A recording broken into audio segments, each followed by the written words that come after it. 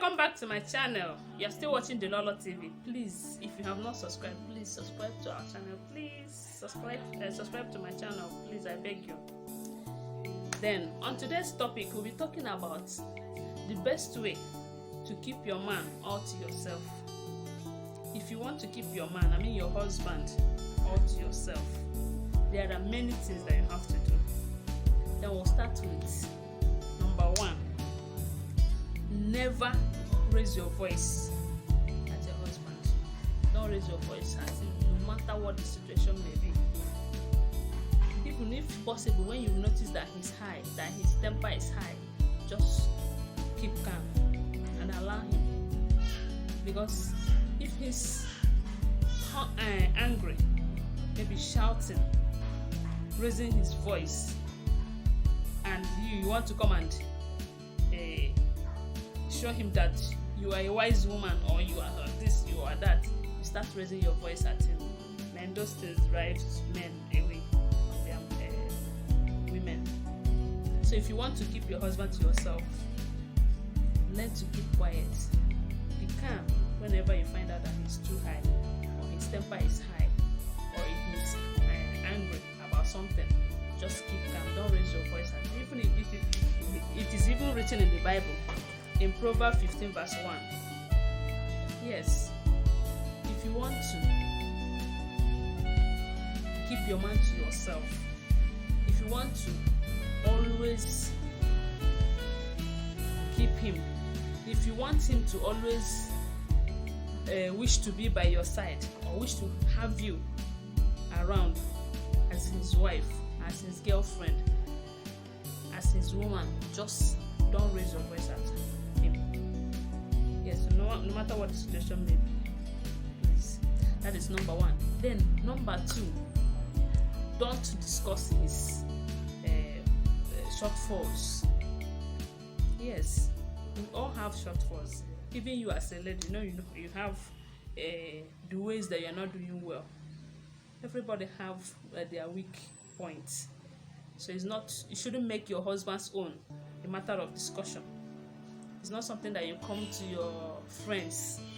Do you know that my husband is doing this? Do you know that my husband is this? Or to your family members, or to your parents. It's not advisable at all. Anytime he finds out that you are doing such a thing, he will start withdrawing from you. So if you really want to keep him all to yourself, learn to avoid all those things. Don't discuss his weak points with anybody. Yes, because that person that you are discussing with, that person has his or her own weak points, of which they may not tell you. So you see, it's not good to discuss your husband's or your man's shortfalls with your friends or relatives or anybody at all. So learn to avoid that. If you want him to always wish to be by your side, or if you want him to always keep you as a wife or as a friend. Then another point is this. Never use attitude or mood to communicate with your man. Yes, there are some people that they will tell you, with the way I'm behaving or the way I'm acting, I'm sure he will understand that something is wrong. No, you don't know how he might interpret it. He might see it the other way around. He may not understand it the way you understood it. So don't use attitude or mood to communicate with him. When he goes wrong, tell him, talk to him. Even when you are not happy, let him know. Don't just pretend or start behaving somehow, or keeping too quiet, or being moody over something that you can discuss over with him. So if you really want to keep your man to yourself, learn to avoid using attitude or mood to communicate with him.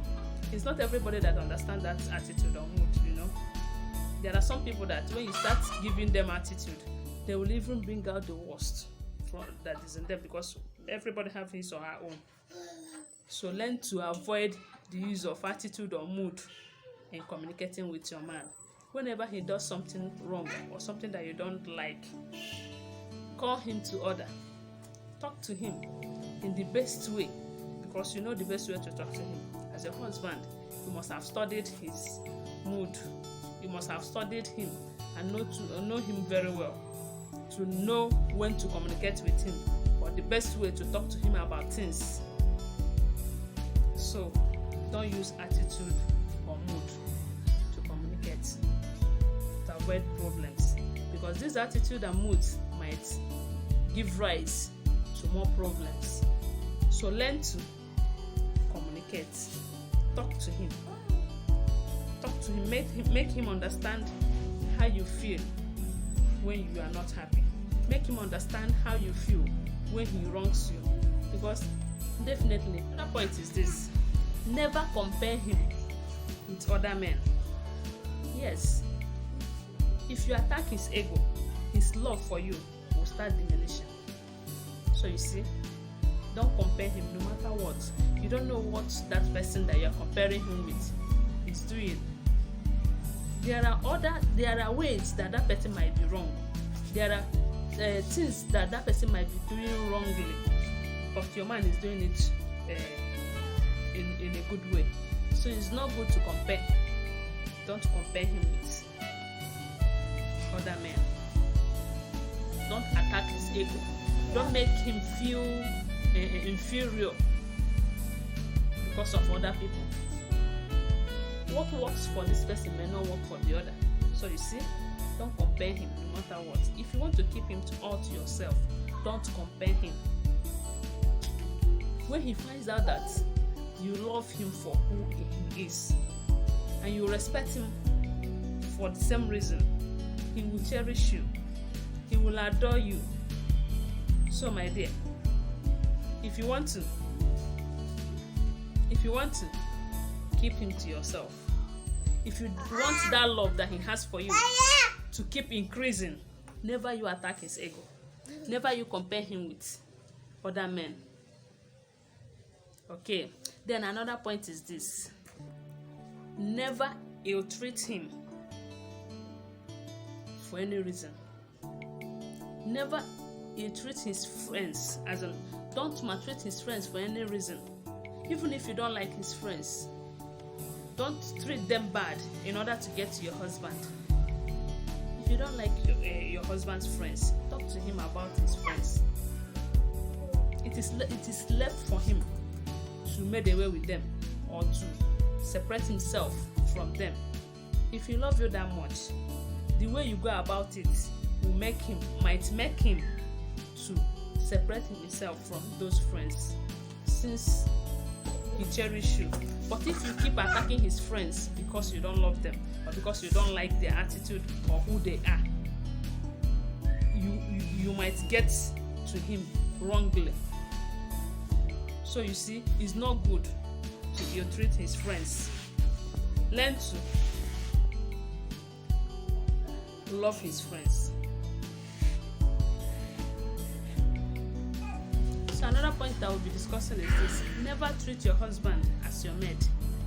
No matter how poor he may be, no matter how controlling you may think you are, don't treat him as your maid.